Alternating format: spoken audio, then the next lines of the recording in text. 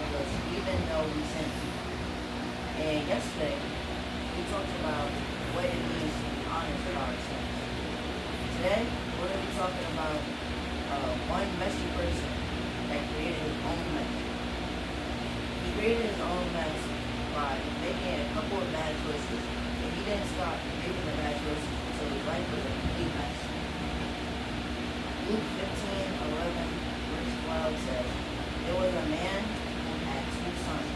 The younger one said, 'Father, give me my share of the estate.'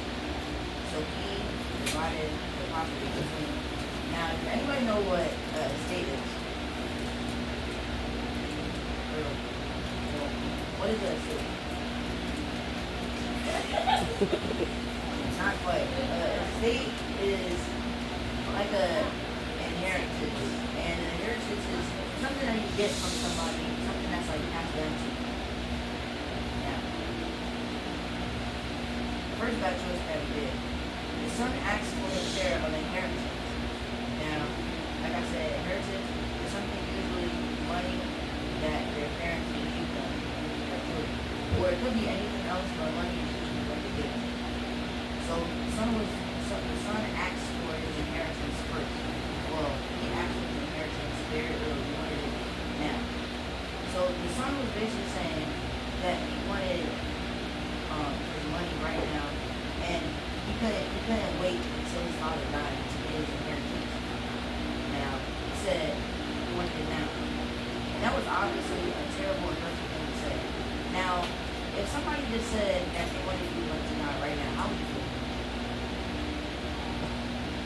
Let me just say it out.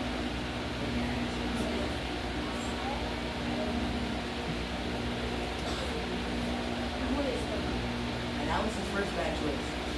Now, listen to bad choice number 2.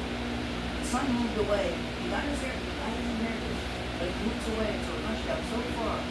And also, he used up all of his money and nothing was left. He spent his money on foolish things, and he didn't get any money back. He had no money. Luke 15, verse 15 and 16 says, "After he spent everything, there was a severe famine in the whole country.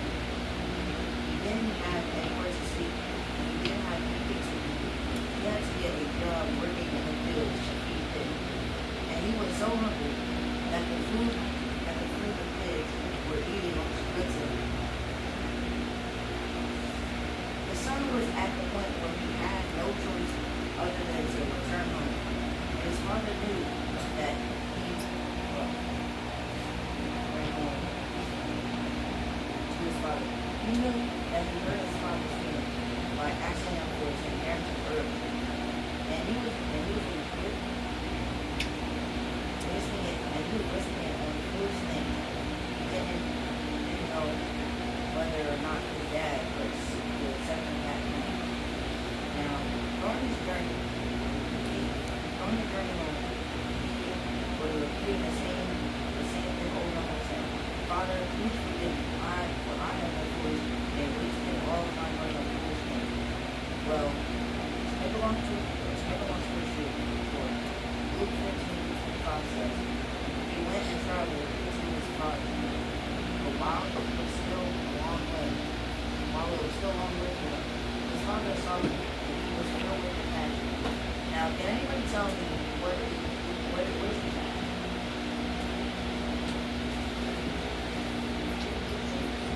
Yeah. Yes, compassion is emotions for other people. So, like, understanding how other people feel. He had compassion for him. And he ran to his son and put his arms around him. During this time, it was not like grown-ups to run. And running was only seen for children to do. But the father did not care what other people had to say.